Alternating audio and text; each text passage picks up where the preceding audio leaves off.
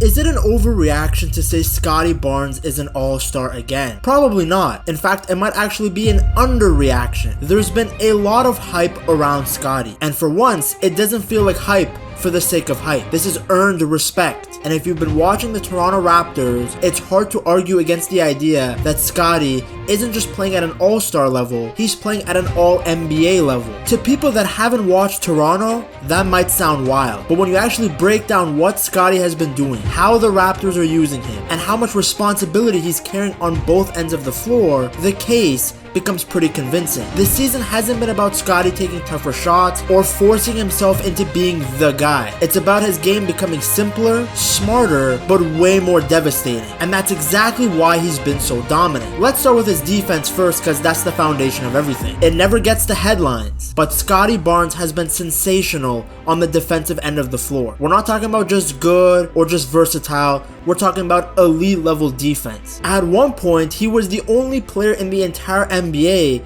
averaging over 1.5 steals and getting 1.5 blocks per game. It was a direct reflection of how much ground he covers, how well he reads plays, and how often he erases the mistakes of his teammates. And the last part really matters because the Raptors desperately need him to do that. Scottie has become their defensive safety net. He plugs the holes everywhere. One possession, he's switching onto a guard. The next, he's rotating from the weak side to erase a wide open layup. If you've watched Toronto this year, you've seen it over and over again. The offense breaks down, someone gets beat, and then Scottie just appears out of nowhere. A wide open layup turns into a block shot. A clean drive turns into a rushed kickout. A fast break suddenly dies. This is because of Barnes' combination of size, length, and instincts that allow him to recover faster than most players even think is possible. He isn't gambling or trying to chase defensive highlights. He's just making the right play over and over again. That's why the all-defense conversation isn't a stretch at all. If the season ended today, Scottie Barnes would absolutely deserve to be on one of those teams. And then when you combine the level of defense he's giving you with what he's doing offensively, that's where the all-NBA talks start to feel justified. One of the biggest changes this season isn't what Scottie is doing more of, it's something he's doing less of. He's no longer being asked to create everything all the time. With Ingram on the floor, Scottie's offensive life has become much simpler. He doesn't have to force shots late in the clock. He doesn't have to initiate every action. He doesn't even have to be the primary bailout option on every possession. Instead, he's playing more as a finisher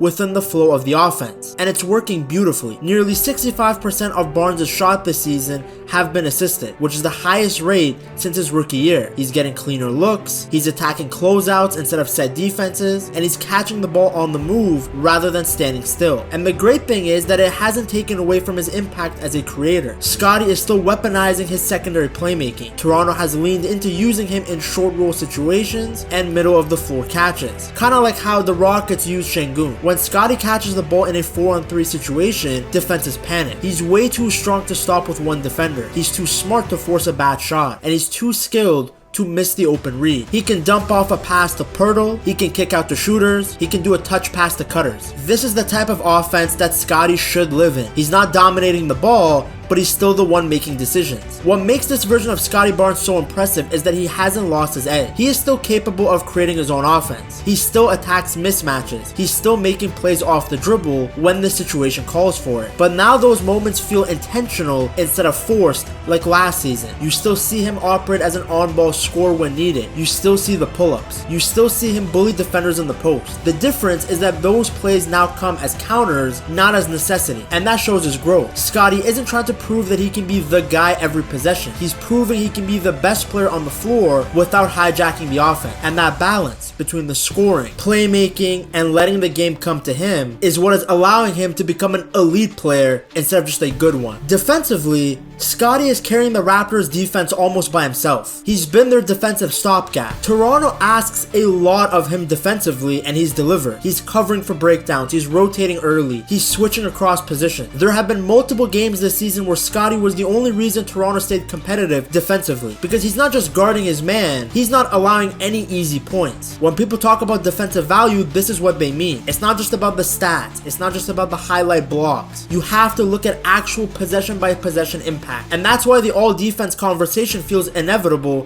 when we talk about Scottie. But again, it's not just his defensive qualities that's good, it's what he's doing on the ball. He's not a scorer by nature, not in the way most stars are. He doesn't just wake up and walk onto the court and say, I'm getting 30 tonight. He doesn't hunt shots the way elite bucket getters do. He plays like a guy who wants to solve the game, not someone who wants to win a scoring title. And that became extra obvious during the stretch when RJ Barrett was out. The Raptors needed points. They were short-handed, so Scottie had more responsibility. Yet Scottie made scoring look so easy. He's strong enough to bully his way deep into the paint like it's nothing. He can get to spots that other players have to fight for, and he can create good looks just by being bigger and stronger than whoever's guarding him. So when he doesn't take advantage of that, you're left watching confused. Like, why isn't he bullying that little guy? Why isn't he just dominating the paint? And during that stretch, when RJ Barrett was out, Scottie's shooting came back down to earth too. Over 13 games, he was at 49.2% from the field, 31.4% from 3, and 77.8% from the line. These are not horrible numbers, but they're not the numbers you expect from a player who's supposed to carry the offense. As a result, many people overlooked what Scottie was doing when he had the ball, because he isn't a go-to scorer. He isn't a one-man offense. He's not even necessarily the kind of guy who can just bail you out every late possession. And the Raptors know that. It's literally why they traded for Brandon Ingram. But what Scottie did against the Warriors showed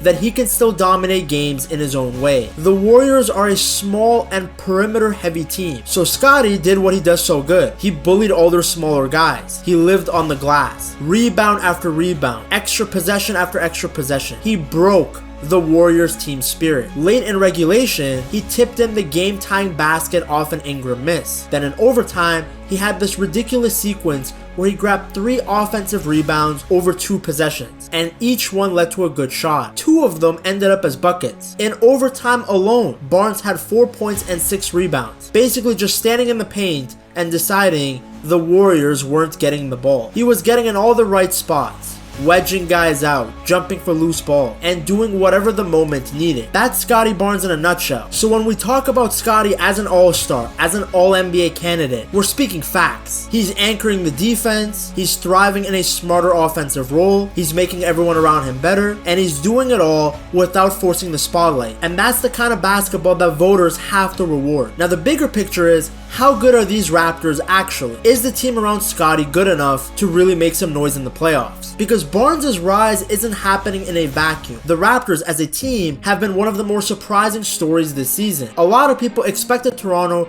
to just be a good defensive team that struggles to score. Instead, it's been kind of the opposite. They've been a very good offensive team that at times is still trying to figure it out defensively. One of the biggest reasons for Toronto's offensive success has been their bench. The trio of Mamu, Shed, and Dick has injected real life into this offense. Whenever one of them checks in, the pace jumps, the spacing improves, and the ball moves a lot faster. And that flexibility has unlocked more options for Scottie. Toronto has leaned heavily into these small ball lineups, and they only work because of Scottie Barnes. He can be your small ball 5 while still functioning as a weak side shot blocker. He can anchor the backline defensively and then push the pace in transition. He can guard bigs on one possession and wings on the next. And that versatility allows Toronto to play fast. I mean really fast. At one point they were leading the league in transition frequency, and that speed has fueled their offense. They want to get easy buckets and take advantage of mismatches. And this is the craziest part. Despite all that running, the Raptors were also a top 6 half-court offense at one point. Nobody saw that coming. Toronto's offense isn't built on ISOs or heavy pick and roll. It's really built on movement. There's a lot of off-ball cuts, constant screening, players relocating. It feels very similar to the Golden State Warriors and the old Utah Jazz system. The idea is very simple. Let's get up as many easy shots as possible. And so far it's been working. It helps that their star is a player like Scottie Barnes who is unselfish. There's a clear buy-in from the players,